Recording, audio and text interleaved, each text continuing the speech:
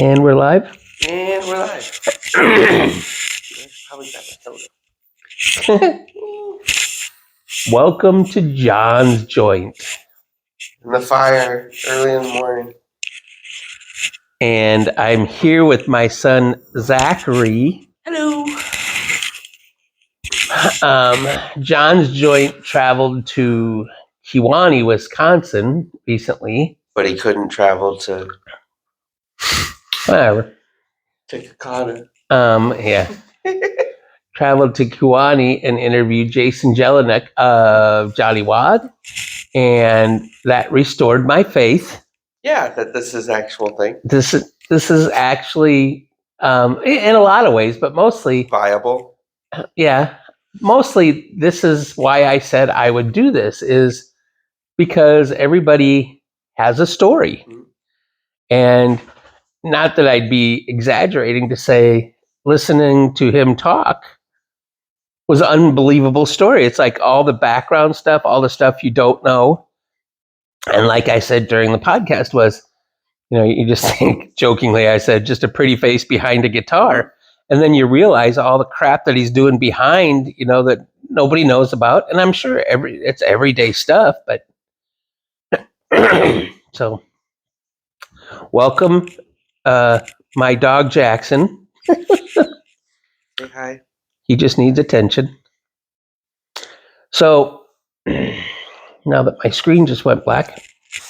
So in transitioning, or as the new kids say, segue.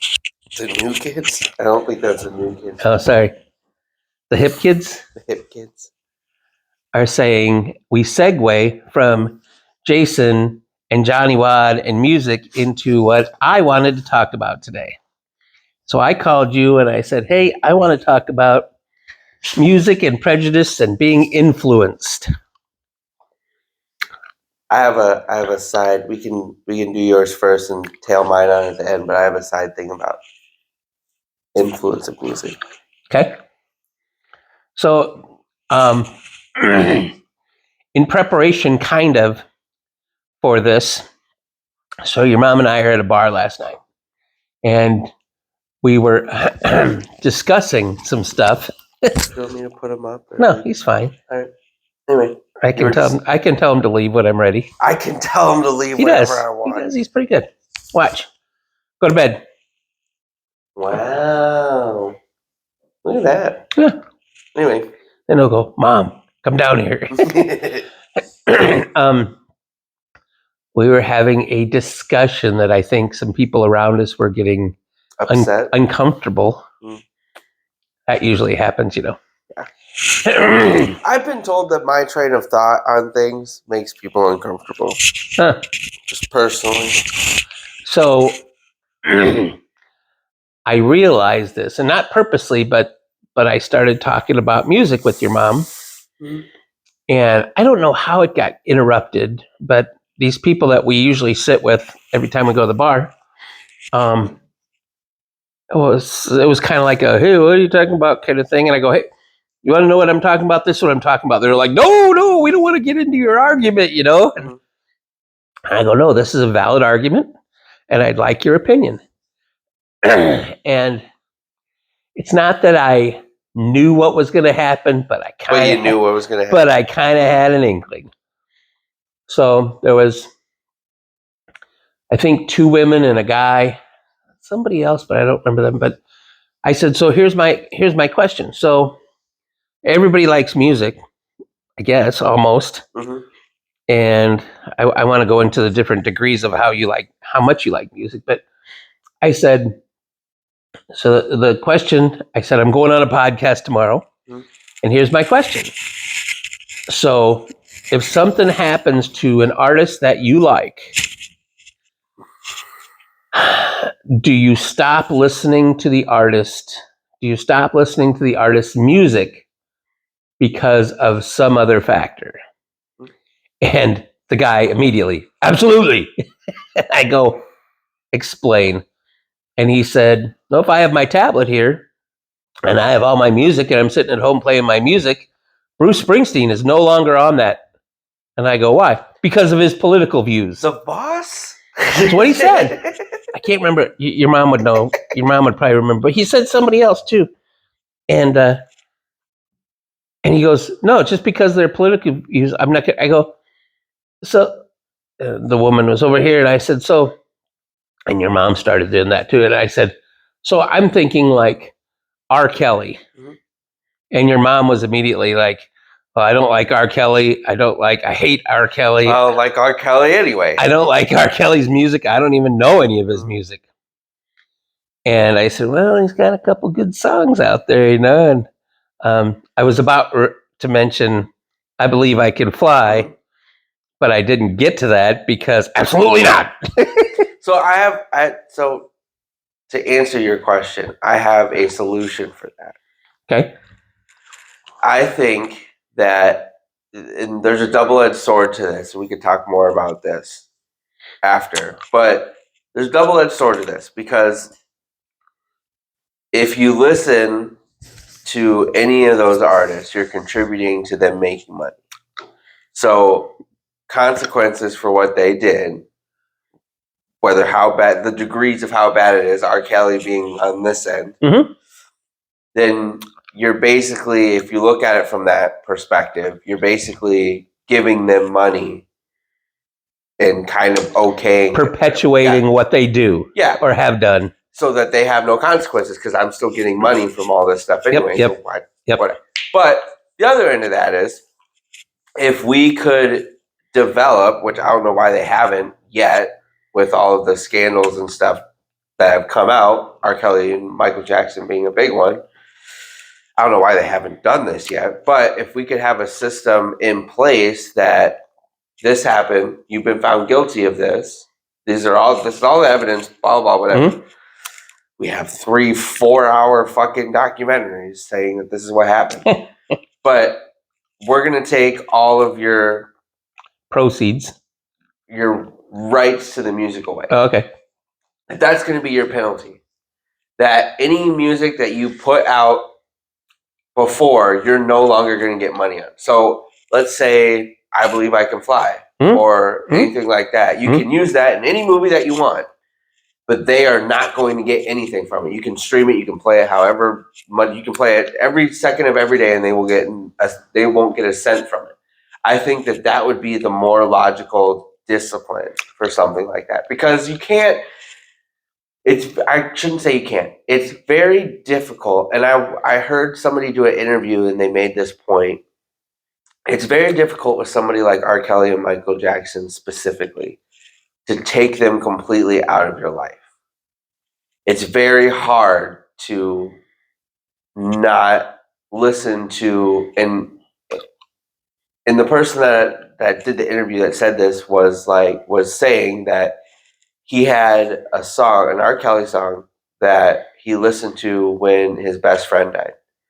This was before everything came out. So it wasn't like it's the remix to No, it was "I Wish" actually. Which is one of my favorite R. Kelly songs. But it was that, and he listened to it every day when his best friend died, and it kind of helped him get through that. Mhm. And he was even saying, he's like, I can't say that I would never listen to that song ever again, because that song itself has meaning to me. That song itself has a place and time in my life, and I can't say that I'm going to stop listening to that just because this happened later. And so that's what I was saying. Instead of going to a place of like, I'm not going to listen. Obviously, we don't have that in place, so anybody can feel free to do whatever they want as far as dealing with that. But I think overall, I feel like that should be, because then that'll take away from people having issues with listening to certain artists. If you for sure, okay, which, putting that out to everybody, if you for sure knew that R. Kelly, Michael Jackson, whoever, were not going to get any money, would that sway the decision to listen to it at all? Because to me personally, that's really the thing that gets me about it. That's my hang up about it. Is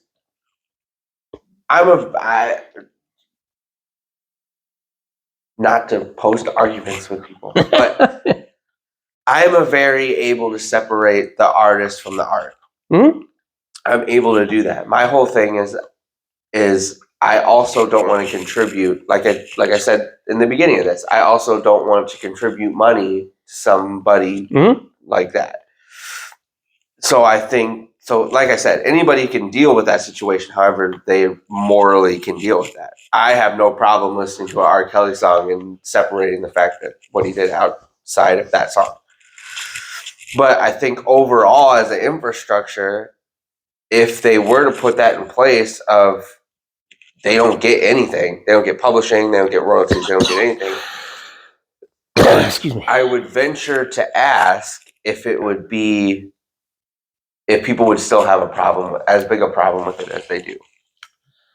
So Because I know personally I wouldn't, but I don't know if that goes for everybody. So I think you bring up a great point. And when you first started talking about it, I was on board and I was like, well, why couldn't they do that? So R. Kelly is convicted and he's in jail and he's not going to need any money anyways. Mhm. And so have all his residuals or whatever go to some kind of children's advocacy Mhm. group, and I, okay, that's a great idea. Mhm. However, and I'm not going to use him, but say you have an artist Mhm. like R. Kelly, and he's married, Mhm. and he did this behind everybody's back and blah, blah, blah. And now he's in jail. What about the money going to his family who was wronged instead of, because now his family has no income, and you're saying, oh, or I just said, oh, this could go to this advocacy group, Well, that's what and that leaves them out in the swinging that's in what the I was wind with no saying. money. Well, that's what I was saying. There needs to be an infrastructure set in place, kind of like prenups, to where if something were to happen, and I don't know how you would weave that into a record, like a record deal, but whereas kind of like next of kin thing, where like if you're convicted of something in this spectrum, whatever, then you don't get shit. But if you have kids, then your kids get X amount, whatever. Your wife or significant other gets X amount or whatever. It's kind of like when you die. That So yeah, so it's kind of cutting you off from that, but still being able to and then like whatever charity or whatever. Okay, but that infrastructure needs to be put in place, and that's the point I was getting at. We don't have that. Yeah. So it's kind But of that's a good idea, though. it's kind of a free for all of how Yeah. people want to deal with it. Yeah, because R. Kelly's sitting in jail, still making money. Yep. I don't know if he'll ever get out, but he's still making money. I have, and this is kind of, me and you have talked about this before. I have a very hard time not sounding like an asshole when it comes to stuff like this because it doesn't. I guess you're my son It because doesn't my help. wife says it's about me all the time. No, because it doesn't bother me to listen to a song. It doesn't bother me either. It just doesn't. The situation bothers me. Yeah. That is disgusting to me, and I totally agree with that. Yeah. But as far as like it would be, not to keep bringing this up, but it would be like if I were like, I don't want to listen to Kid Rock songs anymore. Why? Because he shot up some Bud Light But cans. and I know the severity is different. I'm fully aware that that's totally different. But that's just me. I just don't. I have that ability to disconnect and just listen to the song for what the song is. Yeah. And so it's difficult for me to talk to people about that because I'm like. And again, I'll use the term I always say is not everybody's rocket scientist. Yeah. And so that means not everybody can comprehend or separate the two. Mm-hmm. They say, no, he did this, so I can't listen to his. Okay. But where I was going to go also was, what's your statute of limitations? Fair. So I'll bring up two things. Band that I enjoyed growing up to, still love listening to, is Leonard Skinner. Mm-hmm. And they sing a song about a girl being underage in a bar and she can't drink in the bar with them. Mm-hmm. So that implies she's underage, but they can. So they're not underage at the time. So they take her up to their hotel room. Mhm. Okay, so how wrong? Okay, how wrong is that? Yes, today it's wrong, but back in the 70s, people are like, no big deal, you know. And so you've grown to go, okay, look, stupids back then. Likewise, now I'll throw in another one before you answer. Likewise, this is what really irritates me. um, no, not the Rolling Stones. I think it was Aerosmith. Aerosmith, and a woman Aerosmith. has now accused Steven Tyler of raping her, Mhm. and I pause for effect. 40 years ago, Mhm. and of course, you know he.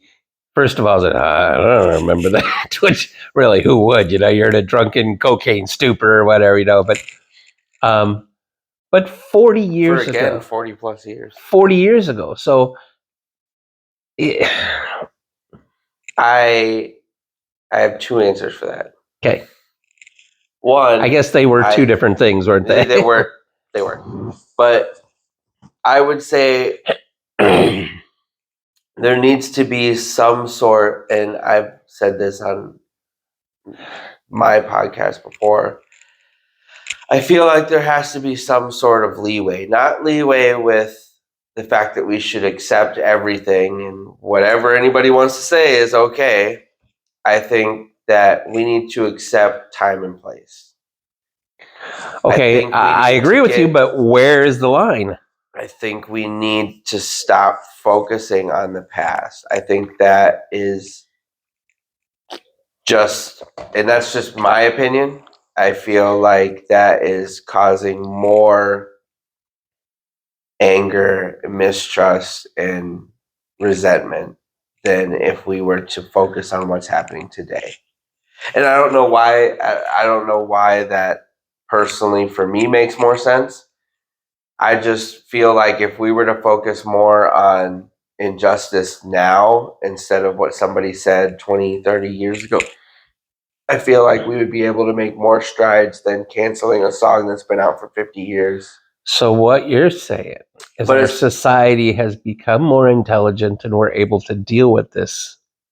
I wouldn't say more intelligent. I think that we have just gotten to a point where we're recognizing things more than we did before. Yeah. Like, oh, this is wrong. Yeah. I don't think, like the underage thing, I don't think that people didn't know about that. I just think that they didn't understand the gravity of that at the time. So last night, and now they do. Kind of, well, we can go back and I'll answer your other question. Kind of like the Steven Tyler thing. People didn't understand then whether or not he did it, but people didn't understand the gravity of the mental toll that takes over time. True. Of that happening to somebody. True. Whereas that was kind of just, and me and you have talked about that. That was kind of just the rock star lifestyle or whatever. So that's Like, where I was. That kind of just happened. That kind of just happened, and everybody who was a rock star in the music industry just kind of went, "Yeah, that stuff happens." We just kind of look the other way, and now, over time, we've seen the trauma and what that leads into, and especially goes back to your mental health, especially for the women, where that leads. And so now we're more aware of it, which is why people, and I have always said, I think people should be comfortable coming forward with how they feel and what happened to them, and not just be quiet about something bad that's happened to them. But like I said, because we've gotten more knowledgeable about it, now it's like, I don't know how to put this nicely. Now it's not just this happened to me, I've moved forward with my life, I just want you to know. I just want this to be known. Yeah. It has to be a big production. Yeah. It has to be, I want you to pay me to live in a $1.7 million I was going to bring house. that up too. Is money a Band-Aid? A $1 million house. Does money make it go away? The answer is no. But so why are you suing somebody? Well, yes, I think that if something like that happens, you should get something. Okay. not saying that it should just be like, yeah, that sucked for you, move on. But I think that it doesn't need to be tell every headline, but not that it should. I don't know how to word this without saying it like it's coming off. I don't mean covering it up. I just mean I don't think every time needs to be a big thing. It can be a hey, this like that. It can be a hey, this happened to me 40 years ago. I've been really fucked up about it for 40 years. I'm through it. It's fine, but I just want you to know that this fucked me up for 40 years.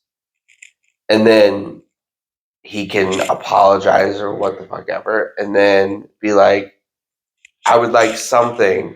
So because this happened and You hurt me. about it. Yeah. And for lack of a better way to say this, you hurt me. I need you to pay for my medical bills, and those medical bills include psychiatric help and blah blah blah. And I haven't been able to work because of this because it's so bothering me. Yeah. So you need to. And this sounds really stupid, but it's kind of so. Like you said, so I want you to buy me a house that I can comfortably live in because I'm mentally traumatized with this. Now, again, I understand that some people call bullshit on that, but it's real. And you did it, so why shouldn't you pay something for it? Like a car accident, if you will, that you rammed this lady's car, so fix the car. And that's what I was saying. That I completely understand. My line is I feel like we've turned into a society that is clickbait. That instead of a story happening, it being fixed, and everybody moves on, it's we need to tell every news outlet that this little thing happened and make it up there for the news outlets, and call for people's heads and blah blah blah and whatever, when it didn't really need to happen that way. I know what I mean? But the news outlets, they need something to talk about to get your attention, to get their advertising dollars. And even though it was this big, they need to blow it up. Anyway, your point. So I mean, again, back to the original is, so let's use Leonard Skinner. So they said some stuff in a song way back when that I'm sure happened. Mm-hmm. And now we're 55 years later. Do you stop listening? Me and you have talked about this, and I'll keep making this point, but me and you have talked about this. That's a personal thing. It is. If you feel the need to not listen to it for whatever your reasoning is, then that's fine.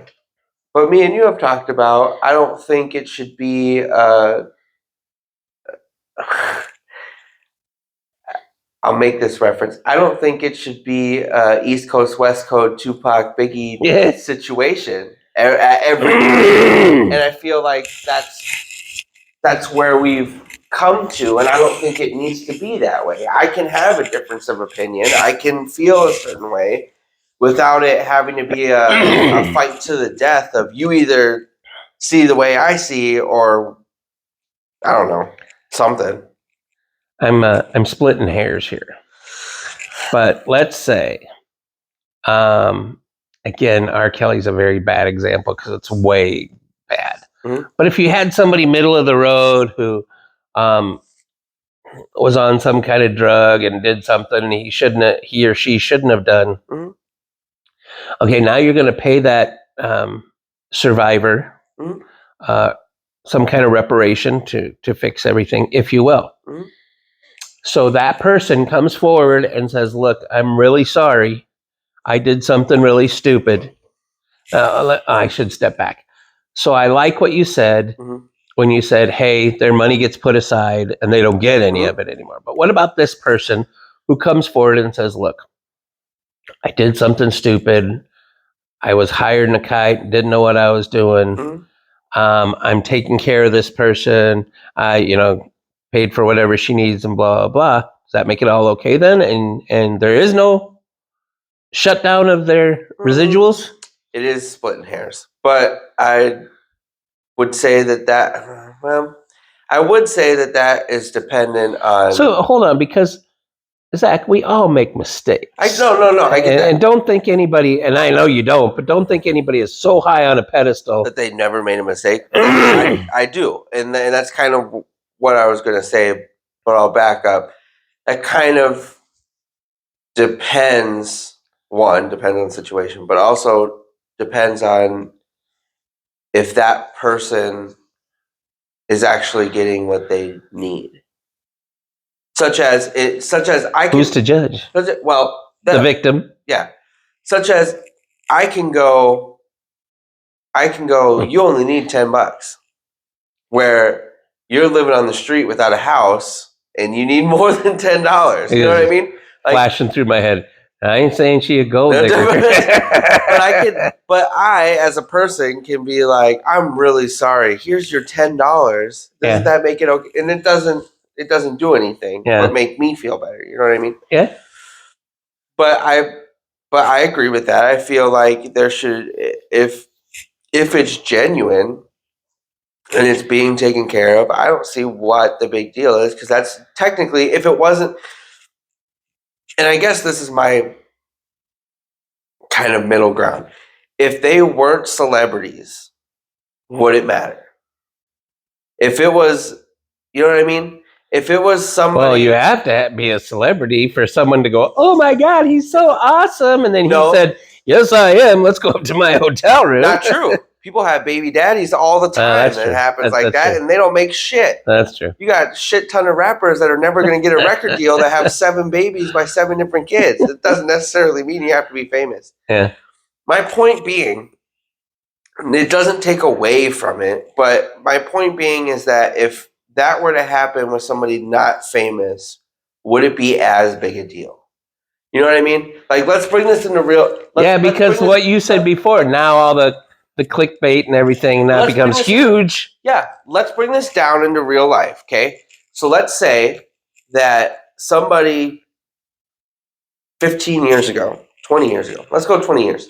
20 years ago, raped somebody and never said anything, got away with it, whatever. And this woman comes forward, and I've seen it. Me and Cheryl just had to talk about the court system actually last week. But comes forward and says, this person did this to me. Would we take, let's say they're working construction, would any judge on the planet say, you get no money from your construction business anymore because you did this to this person? And all your paycheck goes to that person? Yeah. Okay. You are never allowed to work in construction ever again. Oh, I see what you're doing. You have to find a different career path. Uh-huh. And any paycheck that you get from construction prior that you still have left over, let's say you have like $20,000 in savings or whatever, all that goes to them. No judge would do that. No. You might pay some sort of restitution. Yep. But no judge is going to cut you completely off from your career because of something you did 20 years ago, unless it's murder. Murder is a completely different story. Yeah. But this is what we're asking people to hold artists accountable for, to anybody famous accountable for. That it's either you pay everybody that has a claim everything, you apologize weekly for the things that you did 20, 30 years ago, or you don't get a career anymore. Or not that career. Yeah. Sorry, you're scrubbing toilets from now on. And I'll bring this back to, and me and you have talked about this, I'll bring this back to Kevin Hart.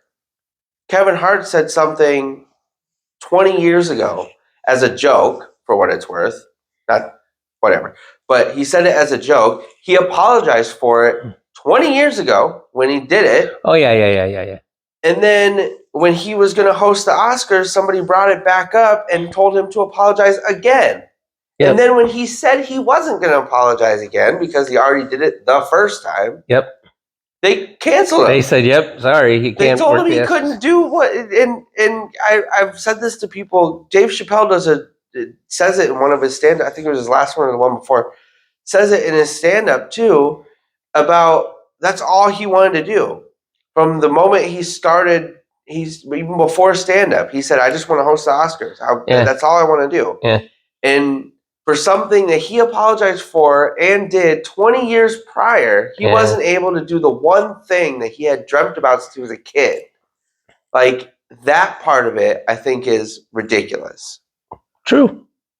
As far as your main point, I don't know how. I think people need to evaluate how they really feel about the situation and make that choice personally. I don't think it should be influenced by what people tell them they should feel or how they should do things. I feel like with me and you, if you're able to separate the art from the artist, I don't think that you should be criticized for that. I have a slight moral obligation, like I said, just because, or not obligation, objection, like I said, because of the money still feeding into that. But as far as feeling guilty for listening to us, I don't. No, I don't either. And I feel like that should be personal for each person. I don't think you should be I do. ridiculed for feeling that way. Yeah, I do feel sorry for the person who did it, and I feel not I don't know if it's sympathy, but I feel sorry that God, this guy is so, or woman is so screwed up, and thankfully he or she is in jail. So, but I still, that's who I am. That you had the opportunity. There's a lot of people like going to Jeffrey Epstein's island, you know. And you were talking before. I didn't want to interrupt you, but at the time I kept thinking, you don't have to be in the music industry. I think money. That's what we were talking about at the bar too. Is I think money affects you in such a way that I'm richer than God. I can do whatever I want. Watching. Okay, so anybody, I'll preface this. I think for the fact of really understanding how bad it was, I think it's a good watch. I think as far as it's going to make anybody disgusted, but they have a documentary about Jared, the subway guy or whatever. Hey, your mom's watched it. I haven't. It's bad. Like they have, it's very honest, and I will say that it's probably one of the, besides the, because I didn't finish the whole thing because I kind of got the point, but besides the R. Kelly one, it is probably the most honest documentary I think I've ever seen. I think she said that too. But that's kind of what I got out of it, is that just how honest he was with the person that he was talking to about how he, like most people, if they have like pedophile tendencies or whatever, they'll kind of try to hide it and kind of underline talk about it or whatever, you know. He was straight up front about what he did, what he was doing with the kids, like no fear of getting caught whatsoever. And that's all I was thinking of when I was watching it, is that you get to a point where you're up here and you're like, oh, nothing's ever going to happen. Yeah, I can, look at me. I can do what I want. It doesn't matter. Yeah. King of the world. And I think and I've listened to interviews of famous people, not just music-wise, famous people in general, where you get there and you start thinking that you can do whatever because you got lawyers, you got money, you got this status that this is never, it's not a problem for you. You have no moral compass. You don't think about your moral compass is broke. Yeah, you don't think about consequences anymore. So this is my stupid offshoot to what we were talking about too. So obviously that's wrong. Obviously Jared's wrong. Obviously, you know, Leonard Skinner's wrong and R. Kelly's wrong. And Michael Jackson's wrong. But what about this line? And I'm sure it's in a lot of songs the way I'm going to put this, but I'll say the line of the song that I love and I won't stop listening to it. But what does it say?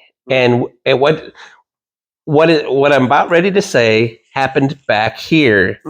And is that statement in the song acceptable today? Just because of all the politically correct, if you will. So, oh my God, Becky, look at her butt. It is so big. Offshoot of that too is Nicki Minaj. That doesn't count, okay? Because she says what she says. But it's just so black, you know. Oh, there's a red flag.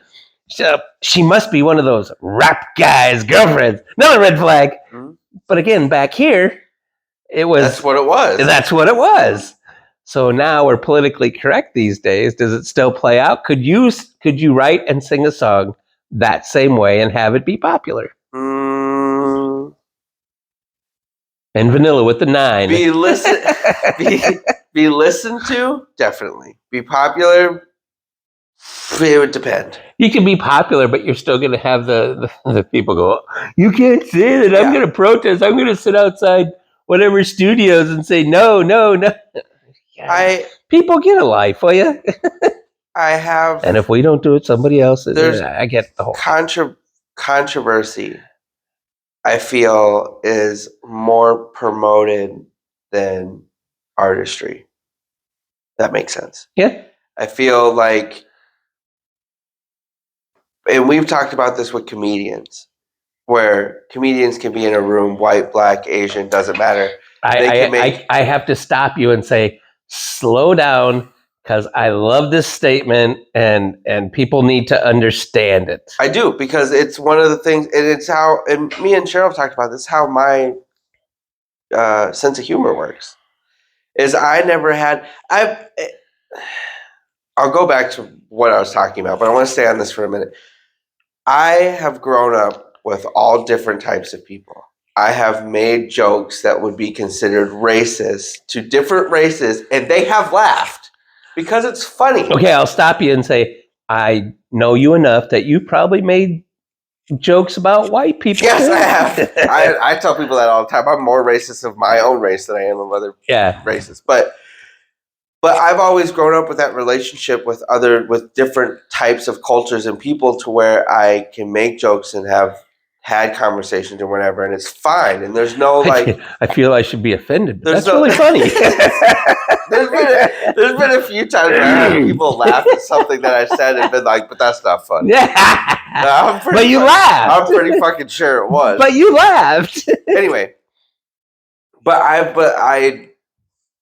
not saying racism it doesn't exist, or that we shouldn't be acknowledgement of it. I'm just saying that I have had and understood that there's a line with people where it's also relationship wise. If a stranger on the street makes a racist joke to a black man, they're going to be offended, they're going to be upset. Correct. If me, knowing them for 5-10 years, makes a joke to them, it's going to be taken as a joke. However, my statement that I've said is that when comedians get in a room, it doesn't matter what culture, what race, what anything, everything is taken as, we're all comedians, we're all making a joke. Yep. It's not taken personal. It's not taken as, well, you're targeting me specifically. It's all jokes. It's all fun. Nobody gets offended at it. But the moment you get out of that room, everybody has an obligation to whatever culture they have. Yep. Of, well, man, you can't say that. Yeah. Man, you can't. Where in this ecosystem of, we all have this understanding, it's fine. And I feel like with music, that's also a part of it, is that there is an understanding that we all do this as a form of expression. Uh-huh. And some people are able, like I said, some people are able to separate what you do outside of this studio for the music.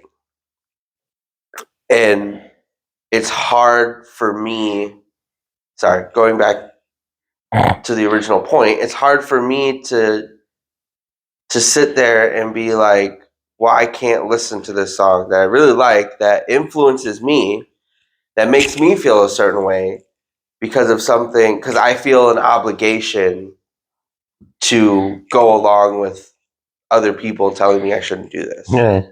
Instead of how that song makes me feel. Instead of how that song makes me feel. We're going back to what I was saying about controversy, though. Sorry, my brain wrapped around it. When I was going back to controversy, I feel like all of the music industry just focuses on controversy instead of the artistry itself. I feel like they're focusing on who can we pin against each other as far as artists go. Who can we put up as both sides of the spectrum, as the bad boy, so to speak, Yeah. up here, and who's the good Christian person down here, and put them in these little boxes and push that instead of the songs and the artistry itself. So, along with what you were just saying, is I think that was a small segue is to how does music make you feel?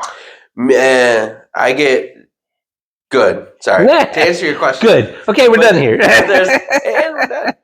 There's many different facets of music that affects me. Music affects me in almost everything I do. I constantly have I songs. cannot forget to say this statement that I said to you last week that somebody said. I'm going to interrupt you, but go on when I'm done. Hey!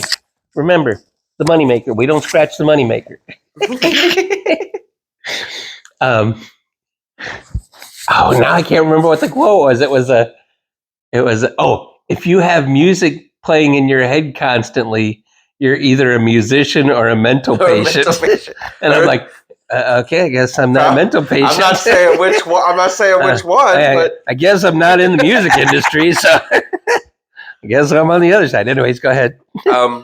It always has. It affects everything I do. I constantly have music in my head in other ways and shit. But I think I use music as an outlet and not just doing music, like playing the drums and stuff, but also listening to music. I very much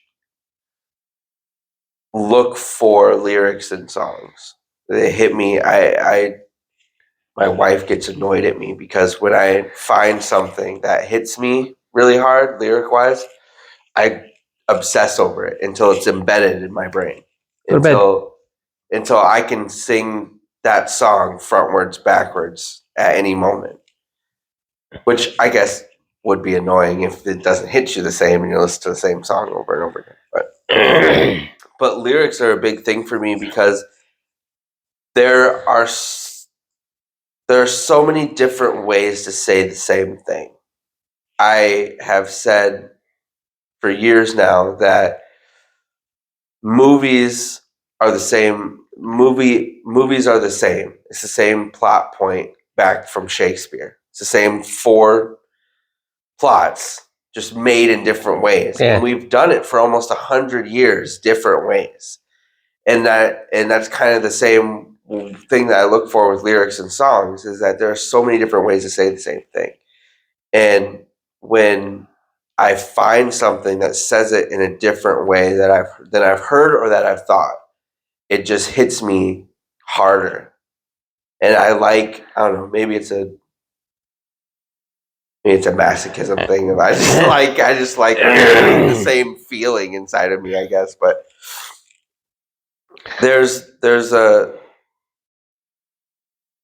I have an example. There's a song, an album that just came out, which I think is really fucking good. And anybody who wants to listen to it should, but they should really listen to it and not just have it on his background. You can hear Jimmy. But yeah, but Jelly Roll came out with an album, and I'll go back and forward. So Jelly Roll was a rap artist, a rapper for a very long time, an underground rapper for the most part. It wasn't really. Is he just a fat Post Malone? That's what I want to know. No, he's fucking. He's a lot better. But anyway, what? But he came out with the song, and it was, me and Cheryl have kind of talked about this. There's a difference between singing and singing. Cheryl calls it singing from your asshole. There's a difference between just singing and like singing. And he released a song, singing from your soul, a couple years ago, called "Save Me," and it kind of had an acoustic feel to it, but it was him actually singing. Mhm. And you could hear the pain in his voice. You could hear like his voice. There's a part in there you can hear his voice crack. Mhm. And he had never sang on anything before. He was just a rapper and got a shit ton of views, shit ton of likes or whatever. Then he eventually got to a point where he's like, well, let's see if I can do this again. And so he ended up releasing another song, and then he just did one last year that was more of a country vibe-ish, whatever, and got put on country radio. And I'll shorten the story. I'll shorten the story up to get to my point. But so he did that, and then got kind of ushered into country music, and was like, "You go do all the award shows or whatever."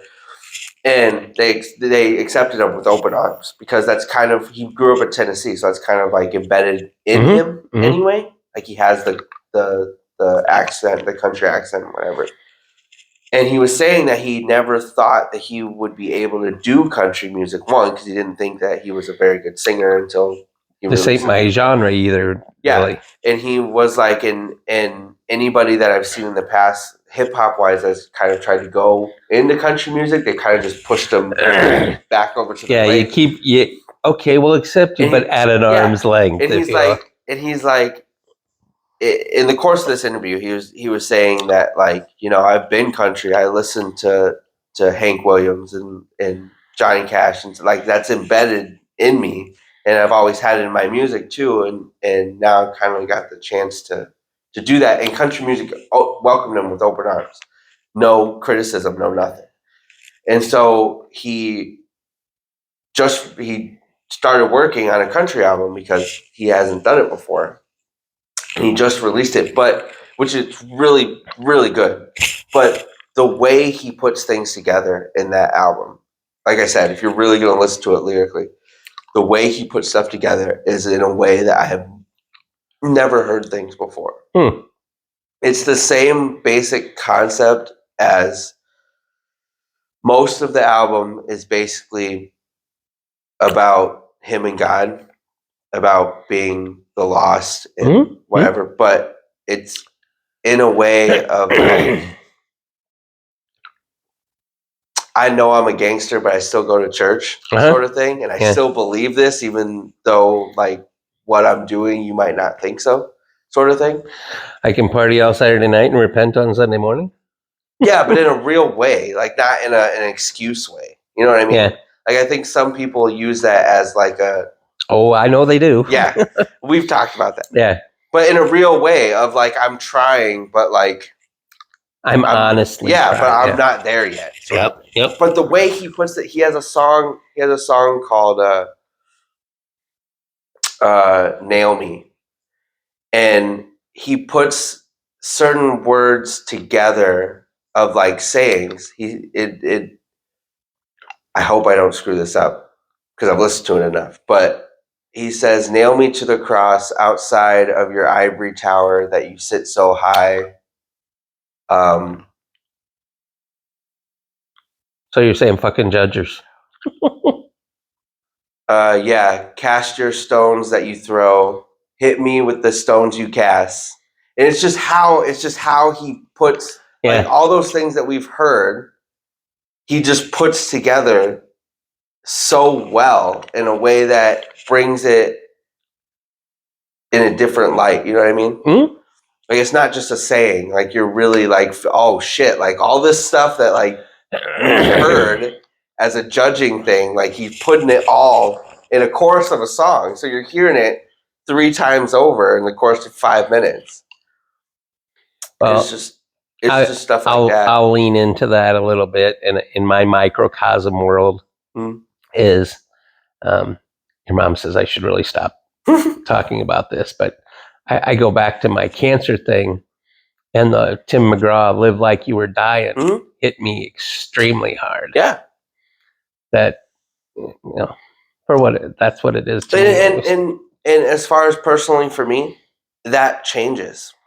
There are songs, and I'm sure that this album specifically, the Jelly Roll album specifically, there'll come a time where I won't feel those songs the way I feel them now because I've progressed and like, but that's kind of where what I look for in music. I listen to a lot of music. I have heard a lot of music, but what I look for as far as when it hits is when it hits me like that. When like there's an Ed Sheeran song, and it's changed throughout since it came out. There's an Ed Sheeran song called "City on a Hill," and the dropout of that song, where the music goes out or whatever, it has a section in there that hit me really hard, made me cry the first 3 times that I heard it, and I still get that feeling, but it doesn't hit me as hard. And but in that moment when it hit me, that's when I was like, I like this song. That's what separates it for me. You know what I mean? Like there can be 12, 15 songs on an album, and those are the ones that I'm like, okay, I want to listen to this one after today, and the rest of these can just sit here. So to segue again, Mhm. so those songs that you called out Mhm. today, whichever one, pick 3, pick whatever. Do you know exactly where you've been, where you were when you heard it? Does it flash back to you? A few of them. I wouldn't say all of them, but yeah, a good handful. I can pretty much So point out that's what. kind of what part of my agenda was today too, is how music takes you back Yeah. to a moment in time. Mhm. And hopefully it wasn't a bad moment in time. There are a few. There was among the discussion last night that I still bring up a couple hundred times. I have a very clear memory of playing indoor softball in the middle of winter down in St. Louis. And again, big Leonard Skinner fan. And I'm walking in with my second baseman, and we're walking in. I can just clearly picture the whole scene. And I'm going, now I just screwed it up. I was cutting a rug down at a place called Jugs with a girl named Linda Lou. My second baseman goes, huh? Who sings that? I go, Leonard Skinner. Let him. And that it made me laugh, and it was a very clear picture, you know. But that's what I like too, is I relate music to moments in time, and you know, the Tim McGraw thing.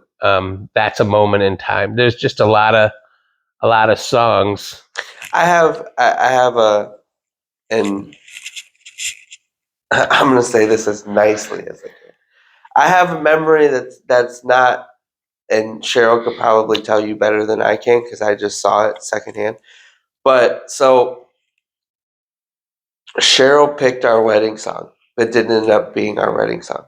It was going to be our wedding song, and then it blew up because it became a single before we got married. So we changed it, which ended up being better anyway because our actual wedding song by Aerosmith kind of fit both, because it fit us in our relationship, but also it was a movie because from Be Cool, which is why I picked it in the first place. But so I told Cheryl, because that album, the Ed Sheeran album, Divide, was going to come out, and I had bought it the day it came out, but I hadn't listened to it yet, and so I ended up going to work in the morning, and it was in the truck or whatever, and she listened to it when she came to pick me up. But the song Perfect, I remember her messaging me that she was here outside of work, and I walked out, and she's just hysterically bawling, and I was like, "What?" Like, who died? Yeah, because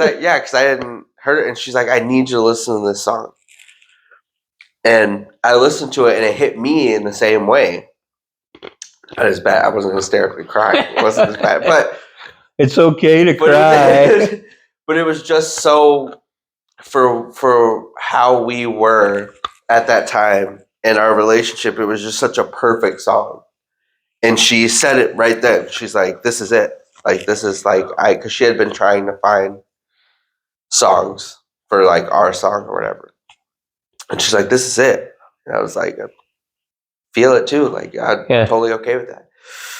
But like that memory though of like her like honestly feeling the song itself is like a memory for, and I think that every time that I hear that song is just me seeing her react to that song. Where it's the same way I feel of there's a song called "I Follow You," which also was at my wedding. There's I have a memory with that, the same basic premise where she was trying to find a song to walk down the aisle to, and that song happened to come on the radio at the time, and she like you could see it in her, like when it connected. She's like, Yeah. and you could see it in her. And if you watch you can't watch the video because I'm the only one that has the video now. But if you watch the video of her walking down the aisle, it hits the same as she can hear it when she's walking down. And it's just, I don't know, stuff like that. It's not on my video That's why I don't think so. that I have. Maybe. Huh. I know that Joe's video has a like closer view of her face. Oh yeah. So I still have that. But so go ahead. But that's why I've been in kind of a sidebar to this though. But that's kind of where live music and going to concerts kind of hit more. Because you can feel, and I've said this to people a lot. That's why I like going to concerts, is because you can hear a song on the radio, but keep in mind it's manufactured. That's what I was going to say. They have 100, 200, 3 days of takes if they really want to make this one song. Yep. So yeah, it might seem pretty. There's some people that do it that way. There's some people that do it 1 take, 2 takes, whatever. It's fine. But there are some people that you're cutting together 60-ish little parts of a song to put it and make Joe Blow buy it. Yeah, and make it sound seamless they did it one time. But live music, you can't do that, and also you get more emotion, and that's the part that I think that's the part I look for in music specifically is emotion, is really feeling what you're saying. I told Cheryl this the other day because I found out something the other day, which I probably should have known earlier, but anyway, it doesn't matter. The song "Breakaway" by Kelly Clarkson was written by Avril Lavigne. It's not. Kelly Clarkson didn't write it. However, Avril Lavigne has said, and I will agree with you because in that moment, when that song came out, you can hear it in Kelly Clarkson's voice how she sings that song. And Avril Lavigne said she gave it to Kelly Clarkson because she didn't feel it. She wrote it, she felt it, but there was no personal feelings. Yeah, but as far as singing it, she didn't feel it. And so I wrote this song. It's a good song, but it really has no personal meaning. But here I'm going to give it to you because I think you. Yeah. Just like what's the song? It's Kelly Clarkson. It's the one she sang when she won. When she won American Idol? Yeah. Oh, did Christina write that song? Yes. Yeah. And my same point. One Moment in Time. Yeah. No, that's Whitney Houston. Sorry. I don't know. Either way. But yes, she wrote that one. But my point, would you have heard her voice the same way if because somebody has to own that. Yeah, no, because you personally have to own the song. Because Kelly Clarkson in that moment sang it in a way that it hit for everybody watching it. Yep. Because of her emotion during it. Yep. I was gonna cry just thinking. Good for you. It's good for you. For real though, because you can feel it in somebody when they sing it that way. I remember. And that's where. And again, this is a memory that I have. That moment, I remember the moment. And that's where live music, you hear all those things. Yep. You hear if somebody could sing the same song, like we just went and saw Breaking Benjamin. Mm-hmm. His voice, he said at the beginning of the concert, he's like, my voice is kind of fucked up, so I'm going to try as well as I can, but if I could have you guys kind of help me out and whatever. And I send you videos of this happening. Well, 2 things. What I'm about to say, and then I'll get back to what I'll say. But I send you videos of this all the time because it's one of the things I love about going to concerts is when everybody in the crowd is singing a song all at one time, Yeah. all at the same time, Yeah. and they're all singing it in a way where you can hear the overall emotion. Huh? It's not just this person's sad, this person's happy, this person's drunk. It's Yeah. in that everybody shares the same emotion in that moment. And but also like the Breaking Benjamin thing, he and I don't know for sure, but the way it looked and sounded, he was just so grateful that everybody was singing, was like helping him out. Mhm. And people weren't like, it's your fucking job, sing. Like, you know what I mean? Yep. And it's just like things like that, you have to be there to get Yeah. it. Kind of like I'm sure for the Kelly Clarkson thing for American Idol, people physically there have a way more imprinted memory of that than people watching it on TV. Yep. I will mention two things. What you just said. So how you and I feel, I think, no disrespect to your mom, is different from what your mom thinks, okay, about music. Mhm. However, so as you know, the story goes, I'm a big Eagles fan, and Eagles came to Green Bay, and I really wanted to go, and she didn't take me, and this would have been the perfect thing. And you cried about it. Is it still going? Yeah, it's still going. I was just seeing how much. No. I didn't cry about it. Oh, go ahead. But I think you and I don't know if it was Tiffany and Kimberly and gave mom so much shit. Mm-hmm. Why didn't you take dad to the Eagles concert, you know? And so now she feels bad. Mm-hmm. And so she felt bad. And the story goes, so we're going down to Nashville and to see the Eagles in concert, not with, can't think of his name. Glenn Frey? Yeah, without Glenn Frey. With his son? This was, okay, I should have done this in Green Bay. I did it now. And it was so awesome. I mean, one of the best presents she ever gave me. Okay.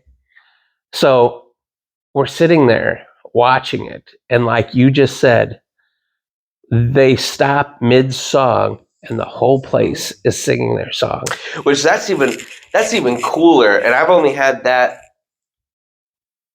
I don't count Kid Rock because there's not really a whole lot of singing along with Kid Rock, but I've had that one time, and that was when we were at Green Bay, because that's different. A stadium that you went to, that's different than like the Rave in Milwaukee. Because the Rave in Milwaukee can only hold like maybe 300 people max ish. The Resch Center can hold like 1,300. Yeah, this is like almost like I'm gonna ball 3,000. I'm gonna ballpark 50,000. Like that's way past that. But my point to my story was, and she's sitting there next to me singing and crying, which wasn't unlike everybody around us too. I mean, it's just an experience. Like you said, it's a live experience that you don't get when you're listening on the radio. So one more thing. Cheryl didn't know that I cried at Green Day, by the way. Really? So she now she has a tattoo of Still Breathing on her neck. Yeah. And that song came out, Still Breathing by Green Day. But that song came out and it hit me. We hadn't really talked about it though, but it hit her a lot because of everything and she said it before, everything that was happening with her family. Her grandma was pretty close to dying. Her uncle had already died. At that time, her other uncle was pretty bad. And she was just going through a lot of shit. And that song kind of hit her really hard. And so either right before we went or not long after, her grandma died. And so we were sitting there almost up front, and that song came on, and she's just like hysterically bawling while singing it. And it hit me too because I also was going through some mental shit at the time too. So we're both like sitting there crying, screaming this song. And she was talking about that because she got the tattoo and she was explaining it. on one of the podcasts, and she was talking about it, and I was like, yeah, I was. She's like, you cried at that concert too? I was like, yeah. Like, So anyway, go ahead. so last night, we come home from the bar and we're sitting out in the garage talking, and your mom wants to have a 40th anniversary next year, big party, Mhm. renew vows kind of party, and everything. Oh, what kind of music do you want? I said, I really haven't thought that far ahead. So no, seriously, what kind of music? I say blues. And I say go for blues. and we're talking about all sorts of different things. And then she's like, that Alan Jackson song. And Which one? I go, what? And she goes, not way down yonder on the Chattahoochee. Oh, come on. And I said, you're talking about Remember When? And she Good goes, call. yeah, that would be the song we danced to, right? And I said, do you remember where you were when you heard that song? And she's like, not a clue. Mhm. And I said, I can tell you exactly where we were. And she's like, what? And I go, because we were both crying. Mhm. So my friend Monty, I said, I don't remember what I said. I'm guessing both of his parents were alive at the time. I'm guessing it was their 50th anniversary. Monty's son, Terrence, put together. So you're in. If I had to guess, I think I'm in Walcott, Iowa, just a little town outside of Davenport, at a community center. Maybe it was Buffalo, but whatever. At a little community center for their 50th anniversary. You got all these people, and they put it up on a screen, and it's flashing all these pictures of them growing. Oh, he took all the pictures and made it into a video, and the kids growing up and what have you. And in the background is playing Remember When. Mhm. And your mom and I sat there totally oblivious at the time. And then that came on, we're just like, you know, and we're both crying. And she goes, you remember? I said, I clearly, that was a moment, you know? So that will be in our, I have, and it plays such a big part in our family. And as you know, I have very vivid dreams, so it's very difficult for me to realize, to kind of decipher through what's actual memories and what's just dreams that I've had. And I've said this before. There are many times that I am 100% that something happened. I swear I slayed those dragons. Not shit like that. Although I'm sure I could. No, but I'm sure I did. 100% think something happened because I've dreamt it. And I'll be like, remember when this happened? And I've had Tiffany do it to me a few times. She's like, that never happened. I'm like, no, I'm serious. Like this. Yeah, that never happened. No, it never happened. But I have a very clear music memory that I go back and forth on. And I've kind of come to the conclusion that this actually happened because I've talked to you and Mom about it many times. But I remember being at Mall of America, I'm pretty sure, in Camp Snoopy. Yeah.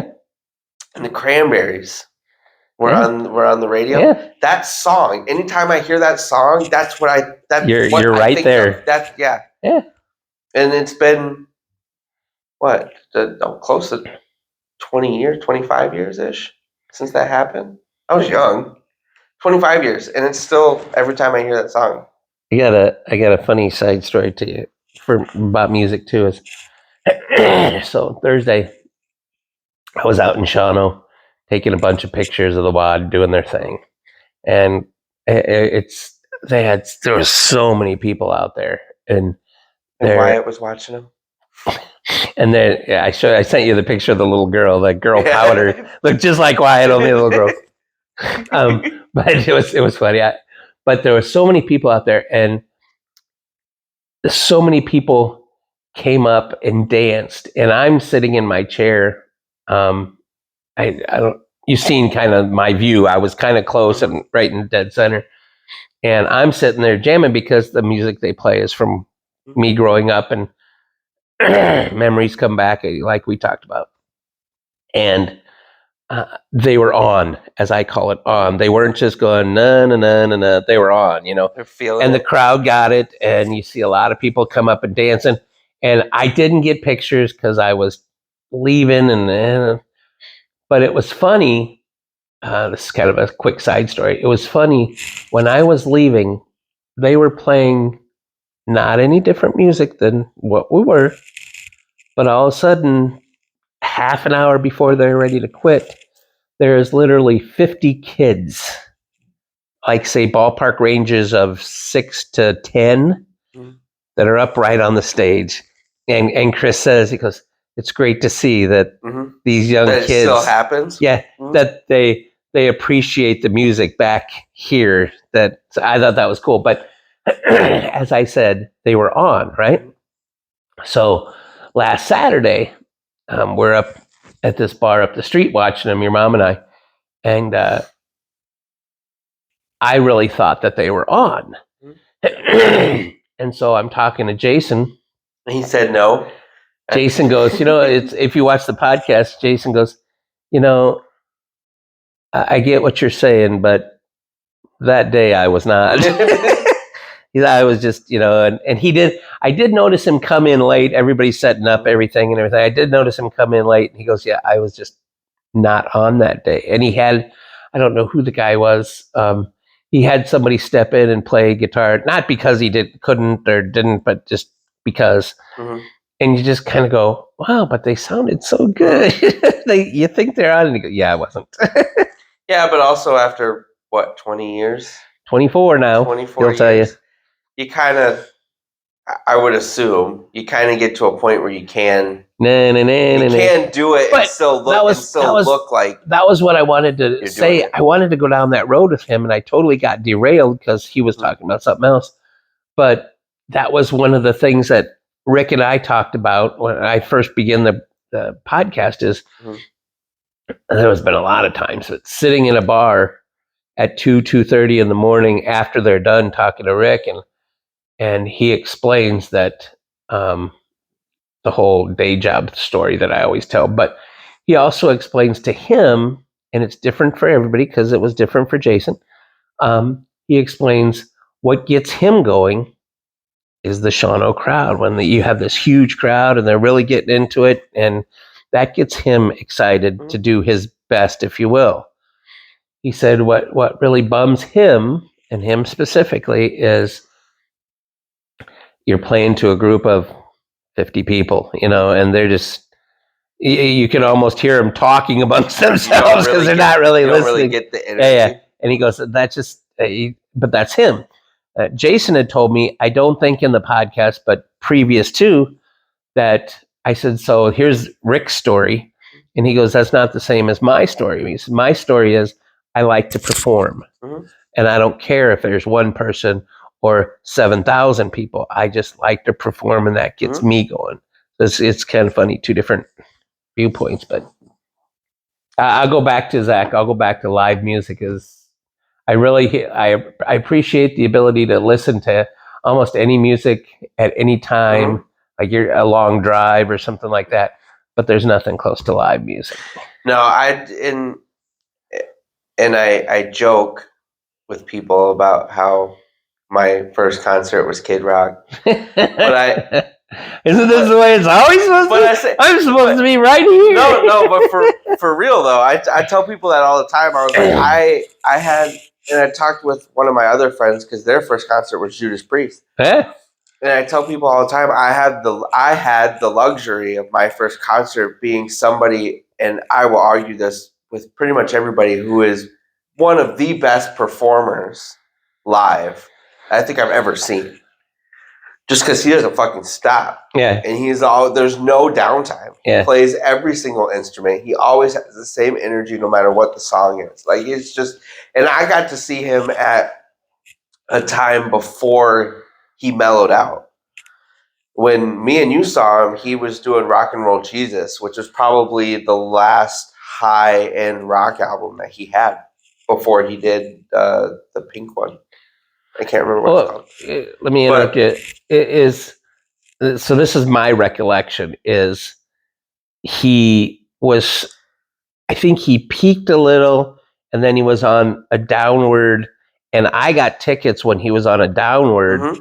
but when we come to the concert now, he's back up on the upward. Because So people it had was heard, it was very opportunistic because when I people bought that. had heard Rock and Roll Jesus at Yeah. that time. Like when we went to go see him, not before that, because nobody had heard It's kind that. of like the stock market. I bought low, Yeah, no shit. and when we went to the concert, he was. But I tell people all the time, I had the luxury of that being my first concert. So I saw, and we weren't like up front, not up front like I am now, but we were close enough. Yeah.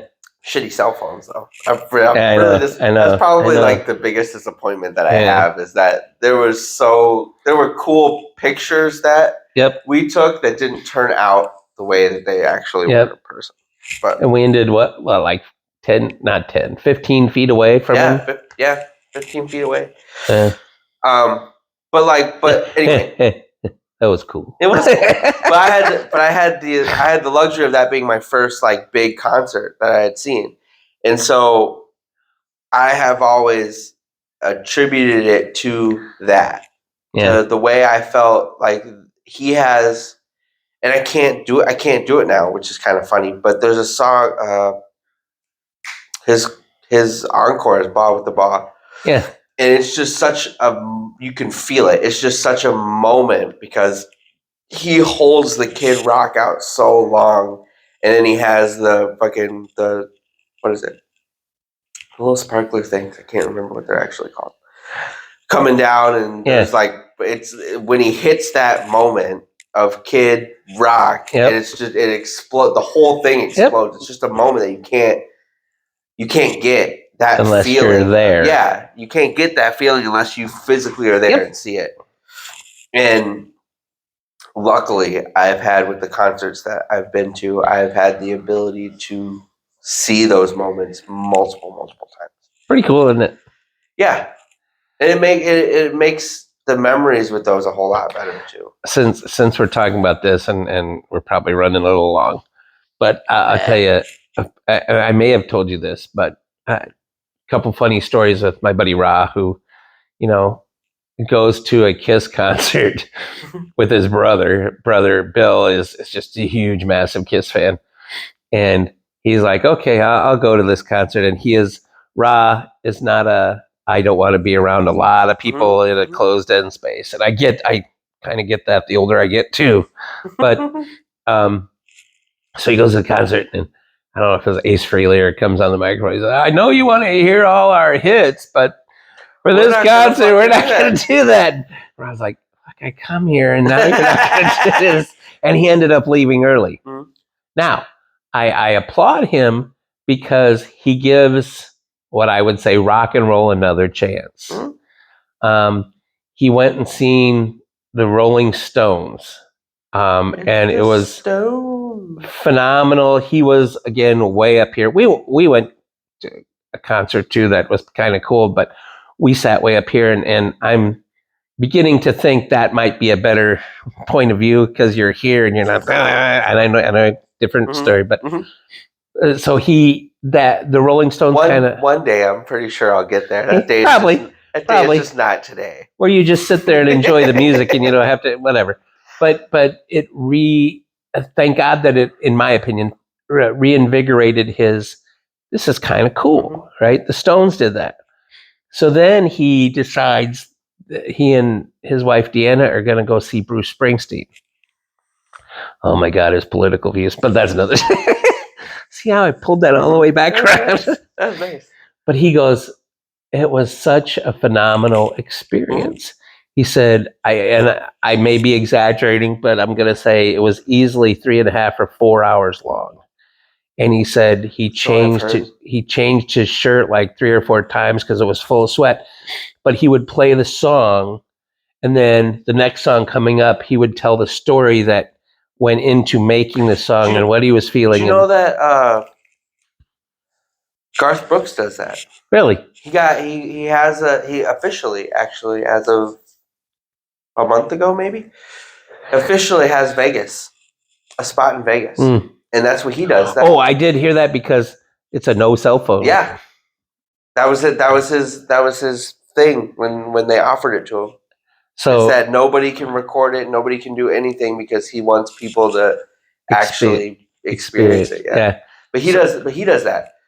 He'll sing a song and then he'll tell a story and then he'll sing a song and then tell a story. And he even had people suggest, I don't know if this was leading up to it or when he was promoting it, but he had people make suggestions of songs that he should cover and tell a story about those songs. Yeah.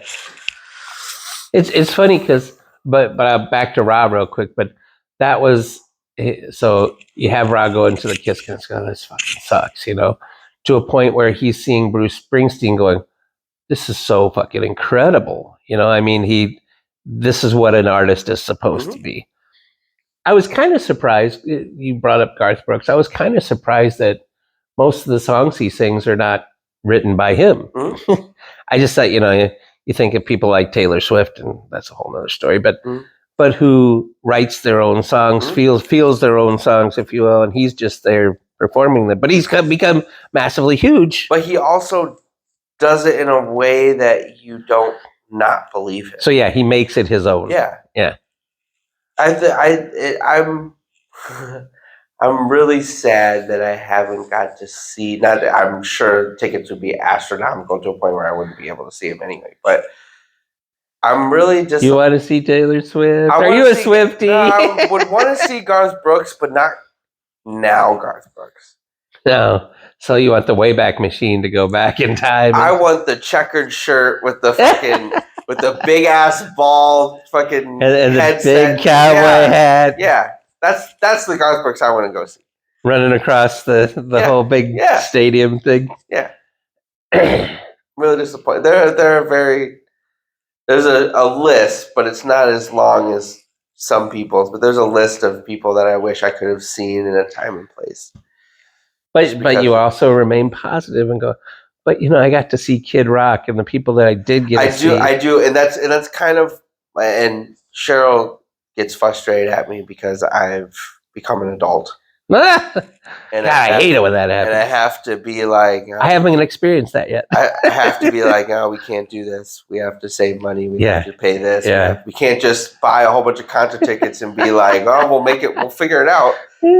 As me and Cheryl were doing for years. Yeah. But we would just buy tickets ahead of time and be like, well, how are we going to get down there? What are we going to do? I don't know. We'll figure it out. I don't know. We haven't figured that far out. We haven't thought that far ahead. It's 3 months. But we got the tickets. It's 3 months from now. We'll figure it out then. Yeah.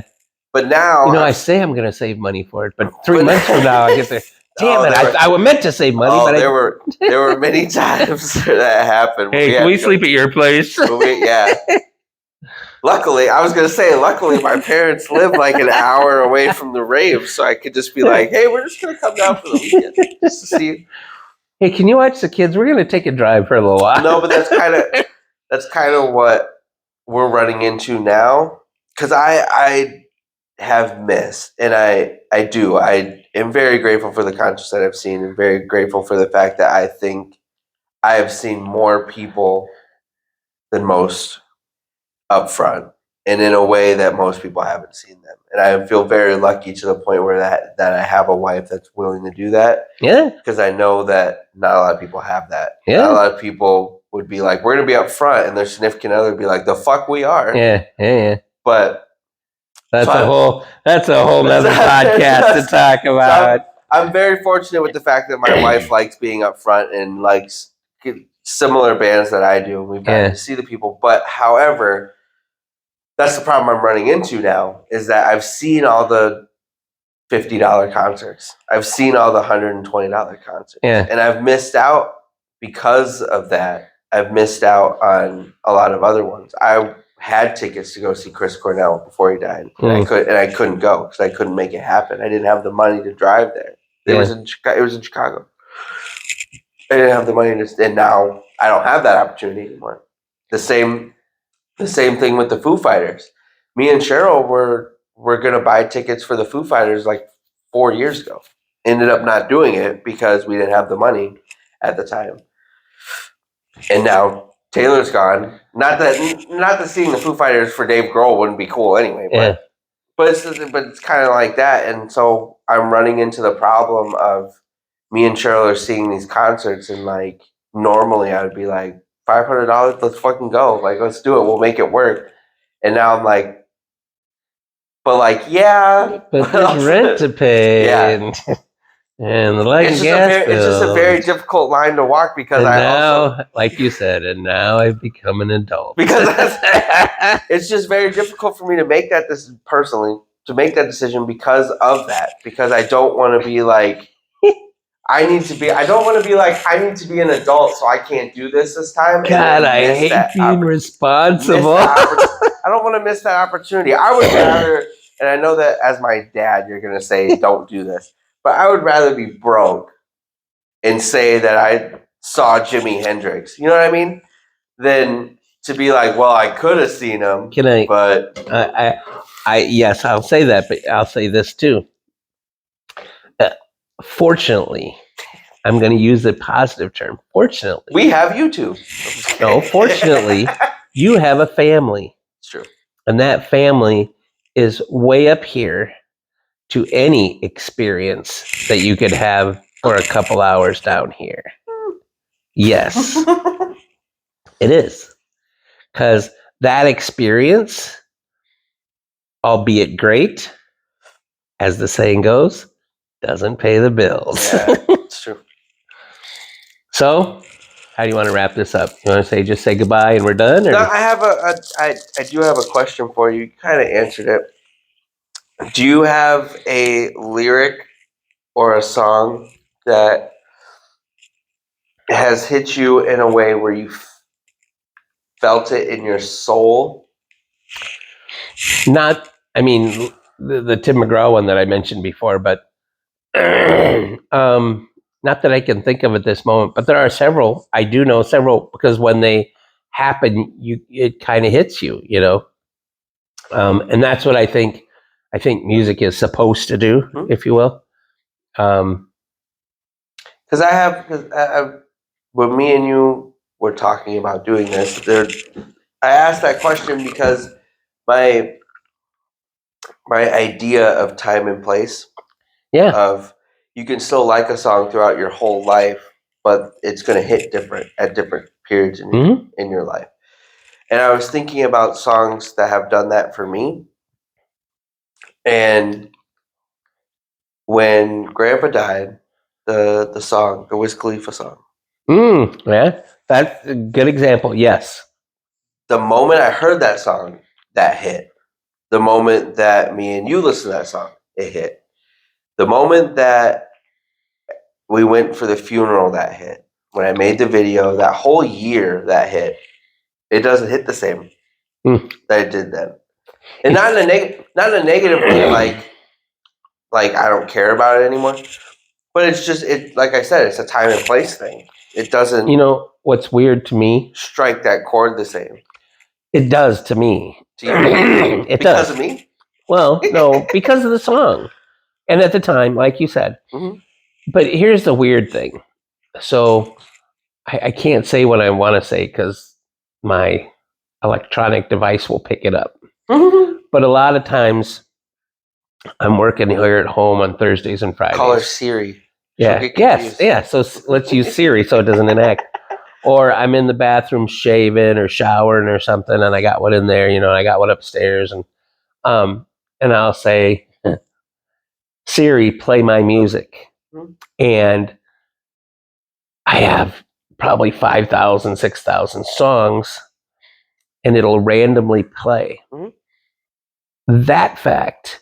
And the fact that I listen to music all the time in my truck and wherever I'm at, that song, since then, I may have heard it twice, which is really odd to me because other songs I've heard a gazillion times over.